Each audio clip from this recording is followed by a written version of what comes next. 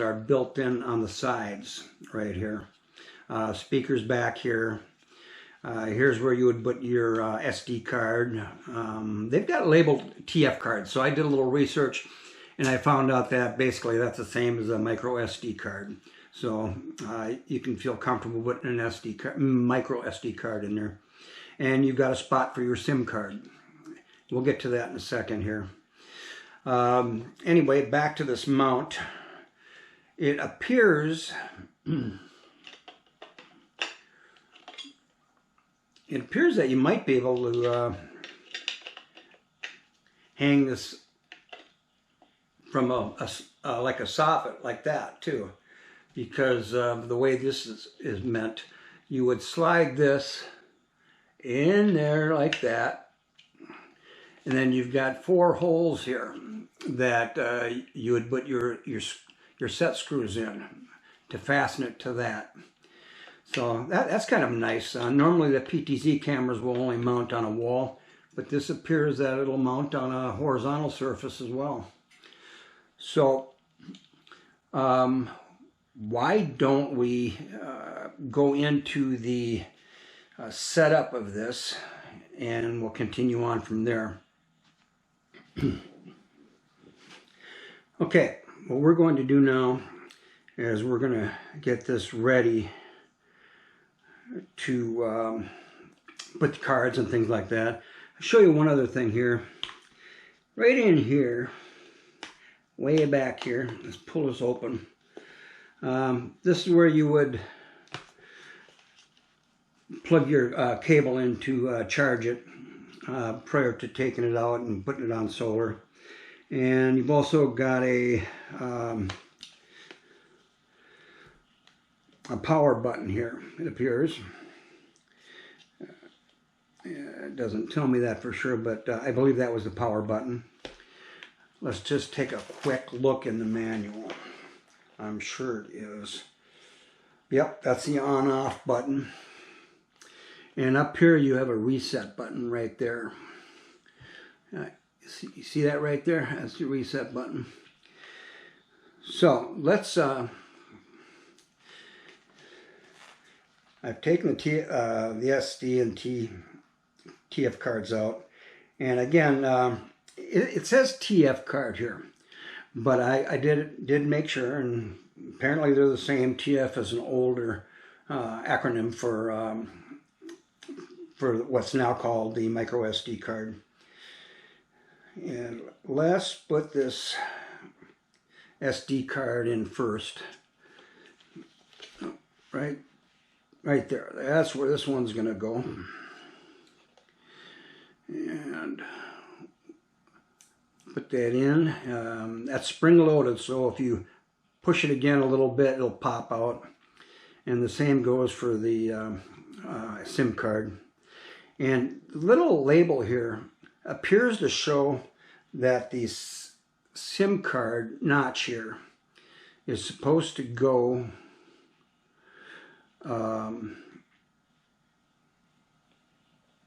I guess if you put it in this way, it's a little confusing, but I'm learning that the notch would be on that side and the contacts facing down here. So let's put that in there and try and get that to lock in place, like so. And again, if you give it another tap, that'll pop out slightly. And one thing you want to know about SIM cards, especially on something like this, if you put it in backwards, you may never get it out again. It can be a royal pain to get that out if you do it wrong. So do a little research before you actually place it in there to make sure it's going in right. Okay, what we're going to do now is we are going to pull out our phone. And I've already loaded the, it's called UBox. The app's called UBox, and that is the app that you would use with this. So what we are going to do is we are first going to power this up. Let's power it up by pushing and holding this button for a minute, for just a few seconds actually. And there, the light came on. You can see it flashing there, like so. And now I'm actually going to hit the reset again. That'll put it in factory reset. Let's push and hold that. System reset. Okay. And we open that up. And first thing we can see is no device has been loaded to this. So that's no surprise since I haven't added a camera before. We hit the Add Device button. Then down here we see Set up 4G. Let's tap on that. Insert the SIM card, install the camera, install the antenna. Insert the SIM card, install the antenna. The blue LED will light up after about 1 minute. Then power on the device. Click next. The blue LED will light up after about 1 minute. Oh, I'll be darned. Look at that. It lit up when I wasn't even looking. And I also just noticed that I didn't totally get that stuff off of there. So that blue light tells me things are going fairly well. Let's hit next. It wants me to scan the QR code. So let's do that.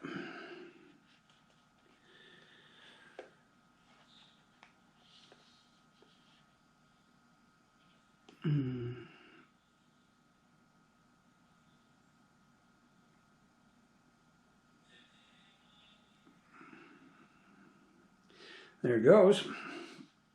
Enter the camera name and address. Wow, I found that Using quick. default name and address can go to the next step. We're going to leave the directly. name the same as device right now. We can always go into the app and change that to whatever name we want it to. And we'll leave it listed under my home as well. So apparently we've connected to the network. We've added the device. Now let's hit next here. And by the way, I did go online and register with this app. Please wait. Camera installed successfully. Full charge camera first. Hit OK.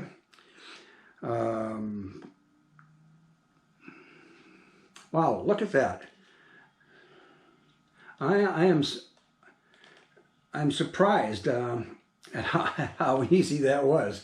That's actually easier than doing a Wi-Fi connection. So I'm impressed. Okay.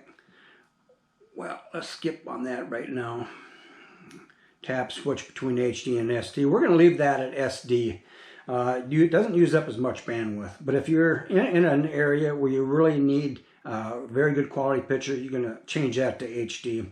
And remember that it's going to burn up some bandwidth on your SIM card. So let us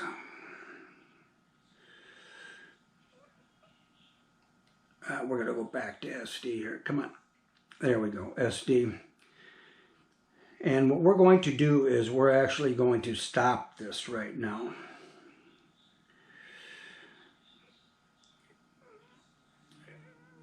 Because the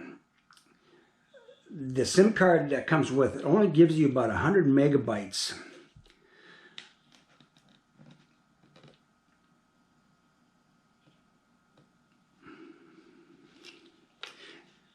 It only comes with about 100 megabytes on the card initially.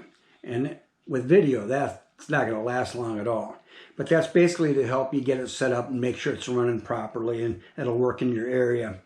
So you don't have to go get a card right off, spend money, and then find out maybe you don't get a good signal in your area. So during the testing, I'm going to try and do it all on this 100 megabytes, which is might be a little difficult, but we'll give it a shot.